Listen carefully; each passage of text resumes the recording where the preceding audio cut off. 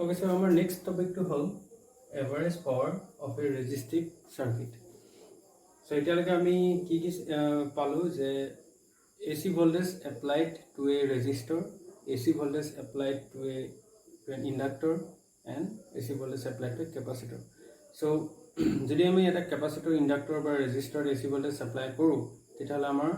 ভোল্টেজৰ আৰু কাৰেন্টৰ ৰিলেচনটো কেনেকুৱা হ'ব, এটা ফেজ ডিফাৰেন্স কিমান আহিব সেইখিনি অলৰেডি আমি এতিয়ালৈকে পালো। সো এতিয়া আমি কি চাব লাগে যে এখন সার্কিটত এখন এটা কুণ্ডলীত যদি আমি এসি ভোল্টেজ সাপ্লাই কৰোঁ আৰু যদি সাৰ্কিটখনত অকল ৰেজিস্টৰ থাকে, সো অকল যদি ৰেজিস্টিভ সাৰ্কিট হয় দ্যাট মিন্স তাত অন্য বেলেগ তোমাৰ কেপাসিটৰ বা ইন্ডাক্টৰ নাই, পিওৰ এখন ৰেজিস্টিভ circuit. For example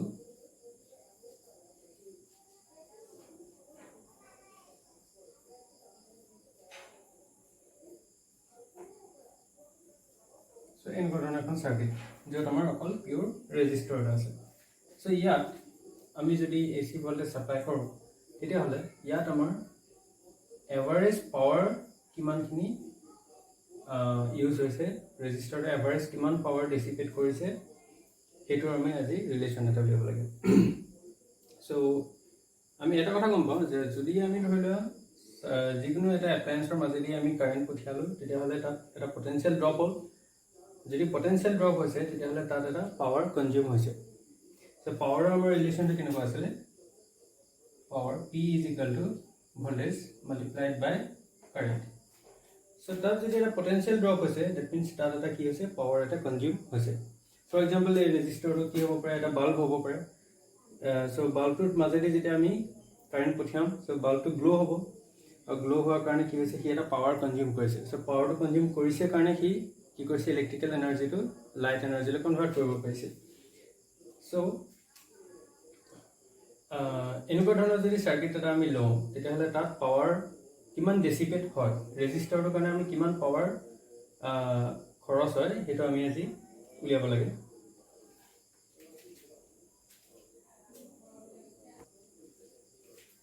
So power dissipated in a resistor is given by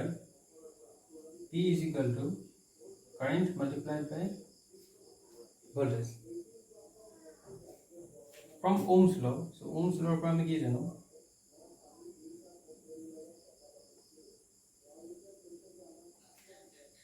V is equal to I R.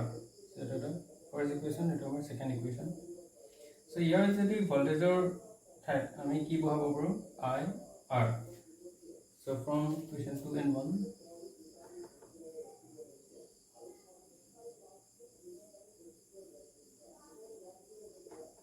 যদি ইকুৱেশ্যন 2 ভ্যালুটো ইয়াত পুট কৰি দিয়া হয় তেতিয়াহ'লে power P is equal to আমি কিমান পাম, I multiplied by IR. That means P is equal to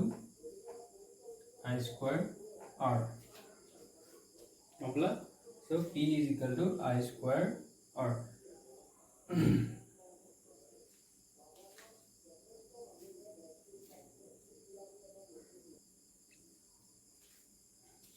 So power dissipated equal to আমি কি পালো, P is equal to I square R. এটা আমাৰ AC, যেতিয়া আমি AC সোর্স এটা দিম, AC সোর্সটো আমি অলরেডি কৈছিলো যে আমি কারেন্ট অকল I বা ভোল্টেজ অকল V বুলি লিখিব নোৱাৰো। সো আমৰা কাৰেন্ট আমি কেনেকৈ লিখো, ৰেজিষ্টৰৰ ক্ষেত্ৰত P is equal to কি আছিল আমাৰ IM sin omega t। For resistor আমি কাৰেন্টৰ ভ্যালুটো কেনেকৈ লিখিব লাগিব, IM equal to IM sin omega t, আৰু পটেনচিয়েলৰ ৰিলেশ্যনটো আছিল VM sin omega t। So আমি কারেন্টটো কি লিখিলো, I is equal to IM sin omega t, এটো I square আছে, so এটো IM sin omega t square multiplied by R. So that means IM square sin square omega t multiplied by R. আৰু এটা আমি ৰিএৰেঞ্জ কৰি পেলাই IM square R sin square omega t. So এটো হ'ল আমাৰ পাৱাৰৰ ৰিলেশ্যনটো ওলালে IM square R sin square omega t.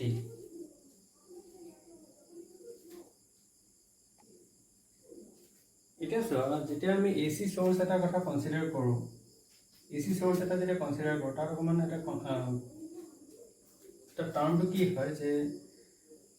আমাৰ কাৰেণ্ট আৰু ভল্টেজ কনষ্টেণ্ট নাথাকে, তাহাঁতি টাইমৰ লগে লগে কি হৈ থাকে, তাহাঁতি ভেৰি হৈ থাকে। চ' তাহাঁতৰ ভেলুটো 0ৰ পৰা কি হয় ক্ৰমান্বয়ে ইনক্ৰিজ হয় আৰু এটা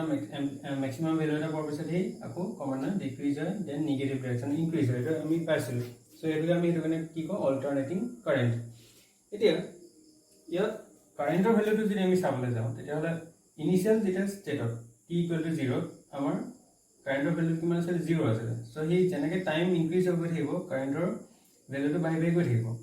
এতিয়া আমি পাৱাৰৰ ৰিলেশ্যনটো কি কৈছিলোঁ, P = I × V। So'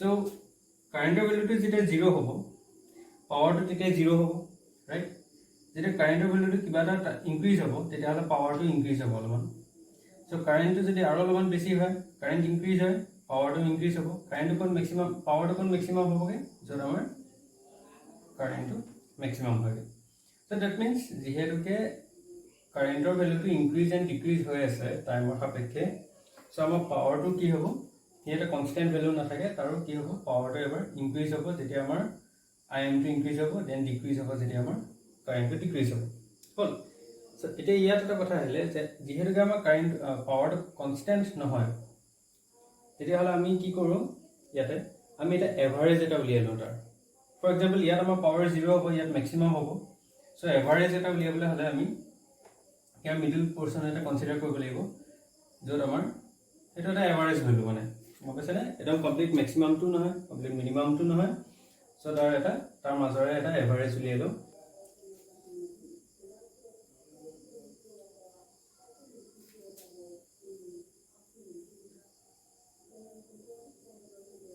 The average value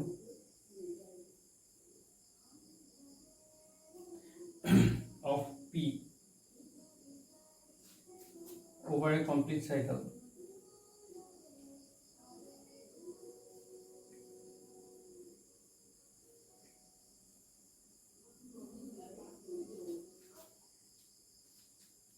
so the average value of P over a complete cycle, এটা কমপ্লিট সাইকেল মানে মই কি বুজাইছোঁ যে আমাৰ এচিটো কি, এচি যোনডাল ৱেভডালে যেতিয়া এটা চাইকেল কমপ্লিট কৰে, গম পাইছেনে, 0ৰ পৰা সি যেতিয়া 360 পায়গৈ, চ' এইটো এটা চাইকেল কমপ্লিট কৰে। চ' কমপ্লিট এটা চাইকেলত তাৰ পাৱাৰটো কিমান হ'ব, এভাৰেজ পাৱাৰটো কিমান হ'ব। চ' আমি এভাৰেজ পাৱাৰটো কেনেকৈ লিখোঁ, P বাৰ মানে এভাৰেজ পাৱাৰটো বুজায়। চ' এভাৰেজ পাৱাৰ আমি P = কি পাইছিলোঁ, Im² sin² ωt মাল্টিপ্লাইড বাই R। চ' ইয়াত আমাৰ সেই ভেলুটো Im² sin² ωt মাল্টিপ্লাইড বাই R, এইটো কি হ'ব, আমি এটা এভাৰেজ লৈছোঁ। চ' এভাৰেজ ল'লে আমি জেনেৰেলি ব্ৰেকেটৰ ভিতৰত এনেকৈ লিখোঁ। এতিয়া ইয়াৰ এভাৰেজ লওঁতে এতিয়া চাম, আমি এটা কথা গম পাব লাগিব যে ইয়াত এভাৰেজ একচুৱেলি আমি কোনটো ভেলু লৈছোঁ। ইয়াত এতিয়া যোনটো Im² আছে, এই পাৰ্টটো হ'ল কি, মেক্সিমাম মানে যোনটো মেক্সিমাম ভেলুটো, কাৰেণ্টটো কিমান আটাইতকৈ মেক্সিমাম কিমান উঠে, সেই ভেলুটো হৈ গ'ল আমাৰ Im। চ' এই ভেলুটো হ'ল কনষ্টেণ্ট। মই সেইটো আগৰ ভিডিঅ'টো কৈছিলোঁ যে আমাৰ যোনকেইটা মেক্সিমাম মানে এমপ্লিটিউডকেইটা চেঞ্জ নহয়, এমপ্লিটিউড একে থাকে। আমি য'তো চাওঁ লাগে, এইটো তোমাৰ এমপ্লিটিউড ইয়াত Im আছে, এইফালে নিগেটিভ Im আছে। আমাৰ নেক্সট যোনটো চাইকেল থাকিব, নেক্সট চাইকেলটো কি হ'ব, এমপ্লিটিউড Im থাকিব, তেতিয়াহ'লে Imটো চেঞ্জ নহয়, হয়নে। দেন ইয়াত যোনটো R আছে ৰেজিষ্টেঞ্চ, চ' ৰেজিষ্টেঞ্চটো ডিপেণ্ড কৰে কিহৰ ওপৰত, মেটেৰিয়েলটোৰ ওপৰত। আমি যোনটো ৰেজিষ্টাৰ ইউজ কৰিম, যোনটো আমি ৰেজিষ্টাৰ ডিভাইচ ইউজ কৰিম, তাৰ ৰেজিষ্টেঞ্চ অলৰেডি ডিটাৰমাইন কৰি থোৱা থাকে যে আমি কিমানৰ ইউজ কৰিম। গতিকে আমাৰ এই Rটো কি হয়, এটা কনষ্টেণ্টেই হয়। চ' এই মেক্সিমাম কাৰেণ্ট এটা কনষ্টেণ্ট, Rটো কনষ্টেণ্ট। চ' সেইকেইটা ভেলু চেঞ্জ হ'বলৈ নাই, গতিকে আমি তাৰ এভাৰেজ নুলিয়াওঁ। চ' তেহেঁতৰ এভাৰেজ উলিয়াব দৰকাৰ নাই, যিহেতুকে তাহাঁতি অলৰেডি কনষ্টেণ্ট হৈ আছে। ইয়াত এতিয়া ভেৰি কোনটো টাৰ্ম কৰি আছে, যোনটো আমাৰ sin² ωt, মানে এই যোনটো চাইন পাৰ্টটো, এই চাইন ৱেভডালে কি হৈ আছে, আমাৰ ভেৰি হৈ আছে। গতিকে আমি কি কৰিম, ইয়াত আমি Im² Rটো বাহিৰলৈ উলিয়ালোঁ এতিয়া অকল আমি কিহৰ এভাৰেজ উলিয়াব লাগে ইয়াত sin স্কয়াৰ ওমেগা t এভাৰেজটো উলিয়াব লাগে সেটা আমাৰ ইকুৱেশ্যন নম্বৰ কিমান হ'ব 3 হল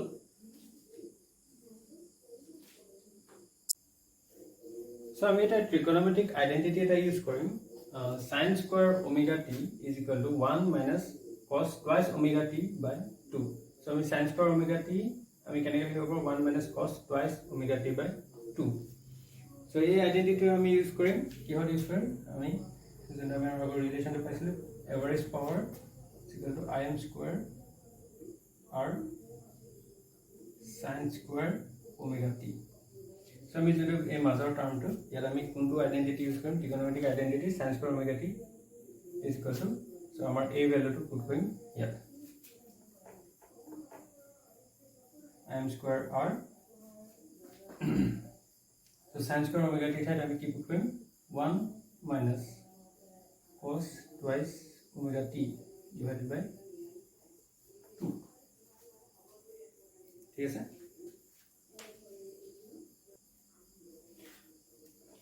or we rearrange কৰি পেলাই লিখিব পাৰোঁ m square r half 1 minus cos twice omega t so এটাকে আমি rearrange কৰি পেলাই এনেকৈ লিখিলোঁ so 1 by 2 টো আমি উলিয়াই আনিলোঁ half 1 minus cos twice omega t so ইয়াত again এটা constant part হৈ গ'ল আমাৰ যোনটো হৈ গ'ল আমাৰ half এতিয়া ইয়াত তেতিয়া হ'লে আমি এইটো এভাৰেজ উলিয়াব দৰকাৰ নাই আমি ইয়াত এতিয়া কোনটো এভাৰেজ উলিয়াব লাগে cos twice omega t ইয়াৰ আমাৰ এভাৰেজটো উলিয়ালে কেনেকুৱা হ'ব চোৱা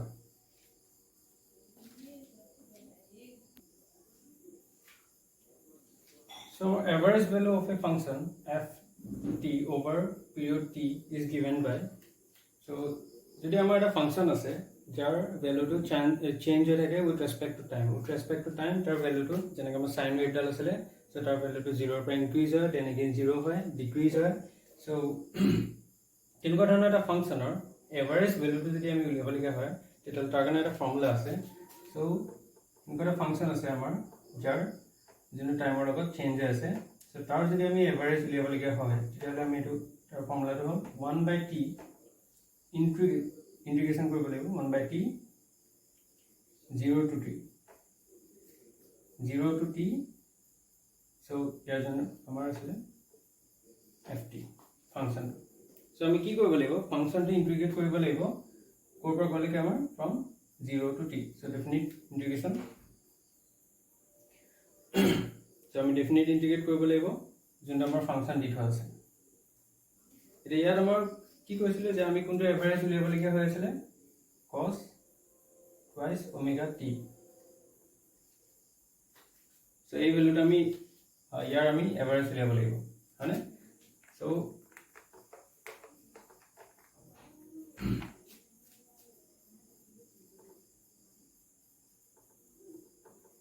cos twice omega t ইয়াৰ যদি এভাৰেজ উলিয়াম আমি কেনেকৈ লিখিব লাগিব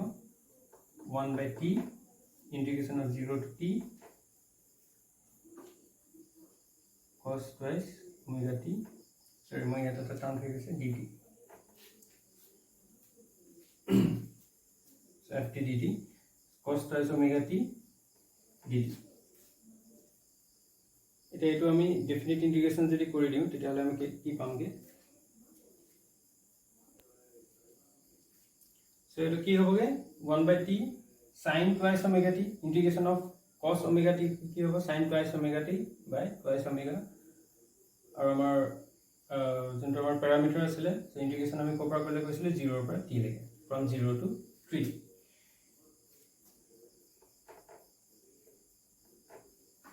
ইয়াত কিয় আমাৰ twice omega t টো বাহিৰ লৈ লয় না twice omega multiplied by t টো অলৰেডি আছে হ'ল এটা এটো আমি কি কৰিব লাগে sin twice omega t আমি কেনে কি কৰিব লাগে আপাৰ লিমিট মাইনাস লোৱাৰ লিমিট সো আমি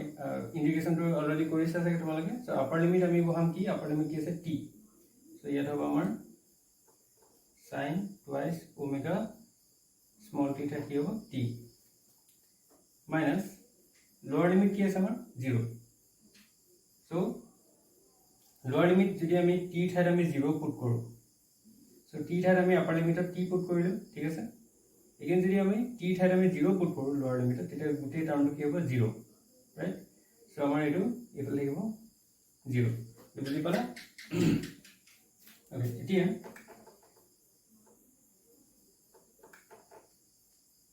এটা চাম আমি ওমেগাৰ ভ্যালুটো আমি কি বুলি পুট কৰিব পাৰো ওমেগা ইজ ইকুৱেল টু আমি পাইছিলো টুৱাইস পাই বাই টি এটো তোমালোকৰ অলৰেডি